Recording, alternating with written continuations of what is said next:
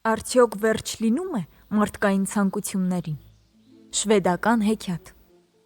Մի անգամ տրոլն ու իմաստունը վիճում են, թե մարդկային ցանկությունները վերջ ունենում են արդյոք։ Իմաստունն ասում է. մարդուն երբեք չես գոհացնի։ Ամեն ինչ ունենում է, բայց միշտ քիչ է թվում։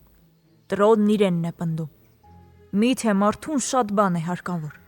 Եվ միթե ես տրոլս չեմ կարող այնպես անել, որ մարդու ցանկությունները վերջ ունենան։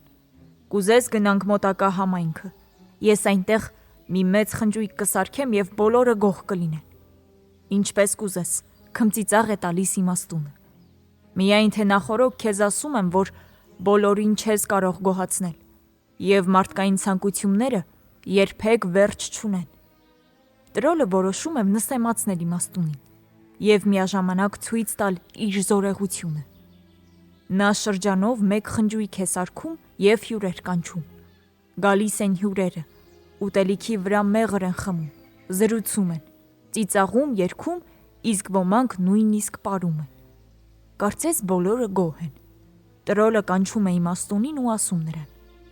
Եկ լսենք, թե ինչպես են բոլորը իմ խնջույքը գովում։ Նրանք ականջ են դնում։ Ահա հյուրերից մեկն ասում է.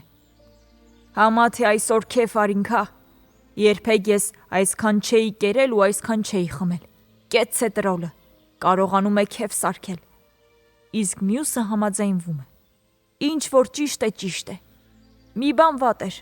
Նստարանները բարձր էին, ոտքերս հենարան չունեին եւ օդի մեջ կախված էին։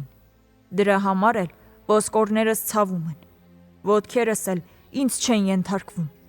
Այդ տրոլը կարծես չէր կարող ոտքերի տակ նստարաններ դնել։ Եվ փափուկ տեղ նստելն էլ չէր խանգարի մեզ, ասում է երրորդը։ Դու իրավացի ես, հարևան, ասում է չորրորդը։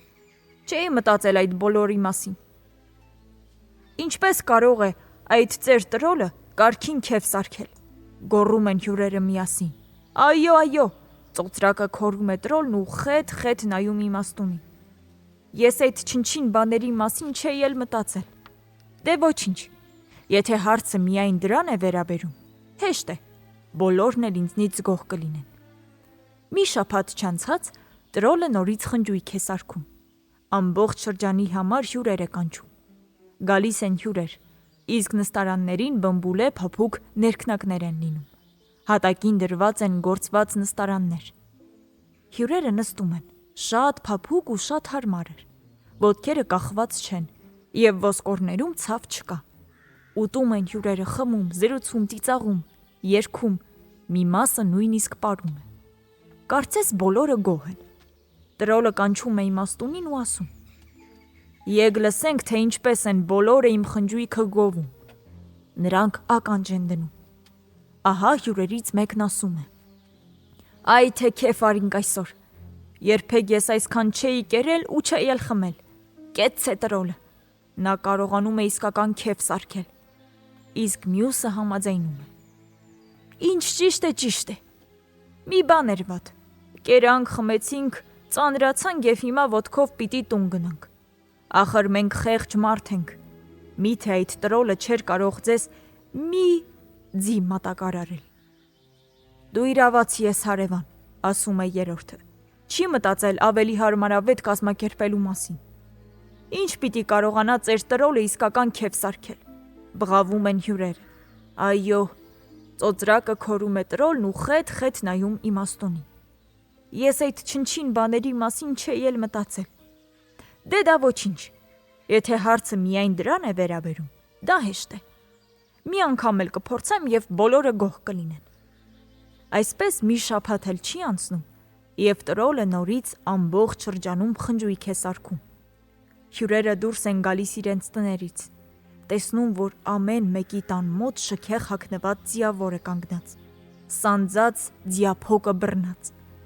Հյուրերը նստում են ոմանք մետաքսաթելով ասեղնագործած թամբի վրա, իսկ ոմանք էլ կառքերը, ու սլանում են տրոլի խնջույքը։ Գալիս են խնջույքի։ Հյուրերն ուտում են, խմում, զրուցում, ծիծաղում, երգում, իսկ ոմանք էլ նույնիսկ պարում են։ Արդեն դառնում է կեսգիշեր։ Բայց հյուրերը դեռ քեֆ են անում։ մինչև որ գալիս է տուն գնալու ժամանակը։ Հյուրերից ոմանք նստում են ձիերը, ոմանք կառքերը,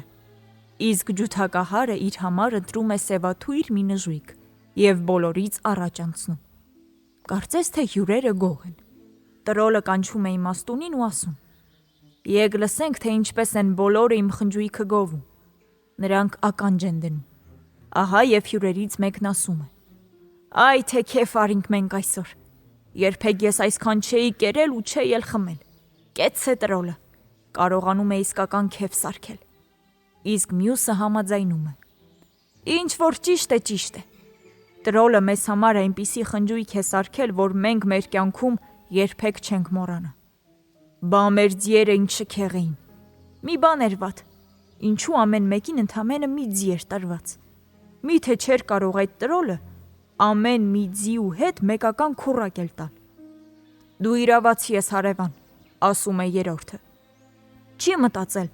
Չի մտածել, թե ինչպես կարելի է այդ բոլորն ավելի լավ կազմակերպել։ Եթե ամեն մի ձիու ետևից մի քուռակ էլ վազեր, այ թե որքան շքեղ կլիներ։ Ափսոս, որ քուռակ չկար։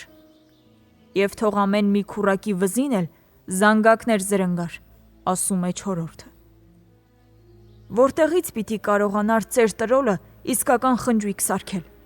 բղավում է հյուրերից մեկը։ Այստեղ տրոլը հուսահատվում է, ձեռքը թափ տալիս ու ասում. «Գրազը տարվեցի իմաստուն։ Դու ճիշտ էիր ասում, մարդկանց չես գոհացնի,